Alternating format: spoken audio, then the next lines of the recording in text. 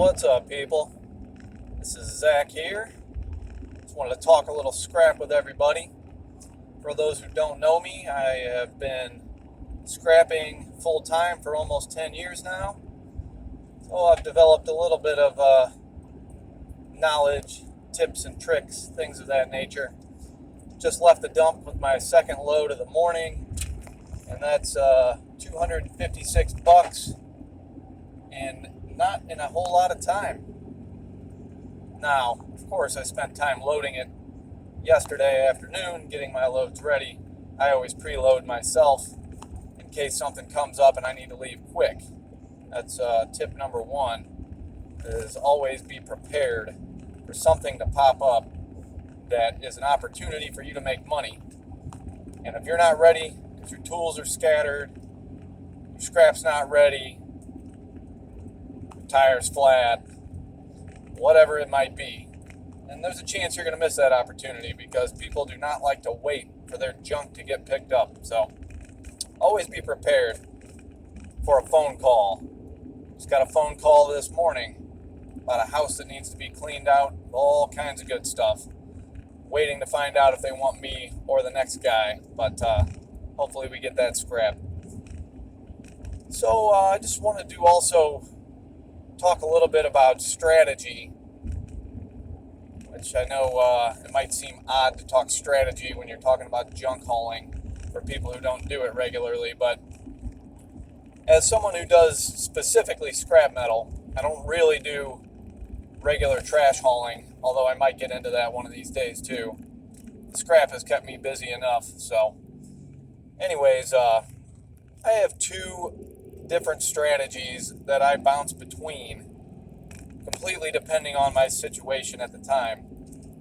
One of them I call every dime, every time, and the other one I call the low-hanging fruit model. And just from the names, they're pretty self-explanatory, so you can probably guess what I mean when I say those, but just to expand on that a little bit, every dime, every time, that is taking every single piece of scrap metal you have apart. Get a furnace, pull out everything, the transformers, you pull the copper out of the transformers, the motors, you strip the windings out of the motors, your wires, you separate your number one, your number two, your circuit boards, your low-grade motors, all of it. That is, in a nutshell, every dime, every time. And that can get really far into the weeds, too. I don't know if anyone else out there has ever done this, but not too far from where I live, well, not too far from my route anyways, not really close to my house, but not too far from my route is a precious metals refinery that will do scrap precious metals.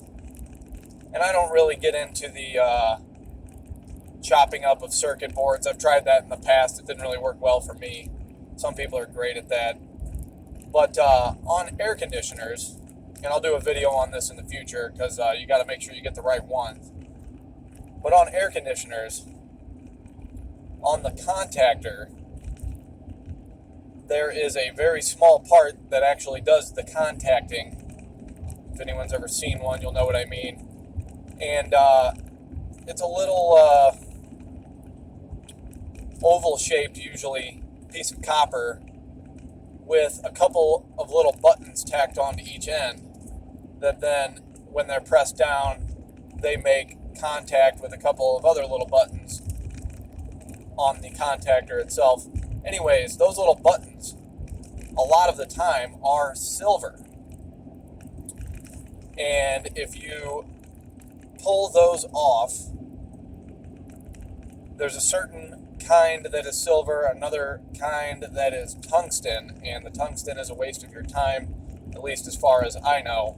I didn't find anyone who was interested in buying tungsten, dirty tungsten really, because it's attached to the copper. And of course you can go through a long process of trying to pull that stuff apart and get clean copper and all that. I don't mess with that. That's not something I know how to do, and really I don't think the juice is worth the squeeze on that. But if anyone gets good at that, they can let me know, and we can share that with the world. But anyways, if I remember right, it's been a while since I've done that particular job of messing with the silver on the contactors, but it was somewhere between 10 and 14%. I want to say 14% is what I came up with on the percentage of copper as far as the weight goes. Percentage of silver versus copper as far as the weight goes. You got about 10 to 14% silver in that load. Obviously, it takes thousands of those to fill up a bucket and make it even worth your time. But if you've got the time and you've got the bucket and you've got the space, well, fill it up. And the quality of that silver, if I remember right, too, was around like 0.9, somewhere between 0.8 and 0.9. So it wasn't pure silver, but it was, I think, if I remember right, close to sterling silver grade. But again, it's been years since I did that. Anyways, going down a rabbit hole on that one. And the only reason I bring that up is to show you just how far every dime, every time can go. You can pull the very smallest parts out of something that you're scrapping, and they can increase in value just by being separated and sorted properly. And then you have the low-hanging fruit model, or strategy, which is, again, even more self-explanatory. If you've only got so much time, and you've got a tremendous amount of scrap, well, go for the most valuable stuff and don't waste your time pulling little tiny bits of silver out of contactors and, enough copper out of the contactors that it would take 100 of them to even make a pound. It's not worth your time if you've got better scrap out there. So if you've got a pile of motors and you've got no other scrap that you can get your hands on, strip the motors down. You'll basically double your value in your total scrap when you've got your number 2 copper separated from your sheet iron there. You're going to more or less double your value. It depends, obviously, on each motor has a different amount of copper in it. It depends on the price of your iron and your copper, etc. But if you have other stuff that you can pick up and it's worth that same amount or more, probably more, because it takes a lot of time to strip down your motors, well, don't strip down the motors. You can leave them sitting there for another rainy day, or you can sell them as is, which, that's, again, it's all situational. It depends on your situation, and if you have a lot of scrap on the horizon and you know that you're not going to ever really get to stripping those down and you want that space instead, then sell them. Make the money now. Go get some more stuff and make the money off that. And then that sort of leads into using your space wisely for storing things as well. Because some things, the price is coming up eventually. And if you don't need that money right now, save it. Sit on some copper, sit on some motors, whatever it might be. Sit on it and wait for the price to come up. Unless you're like me and you need the money to pay your bills.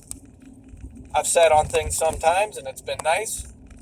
Make extra money off the same work, the same materials, but you can't always do that. That's not always an option for me, and it won't always be an option for you. But these are just some things to keep in mind, and I think that's about it on the old strategy, other than that you will find yourself switching gears between both. You will find yourself with an opportunity to strip everything down to the very last part, and then you'll find other times when you are just flush with scrap and there is no time for stripping things down, so you only strip down the really high dollar stuff. For me, that's your A coils, obviously any copper, pulling the motors out of machines because that only takes a few seconds, stuff like that. So until next time, have fun scrapping out there. Be safe.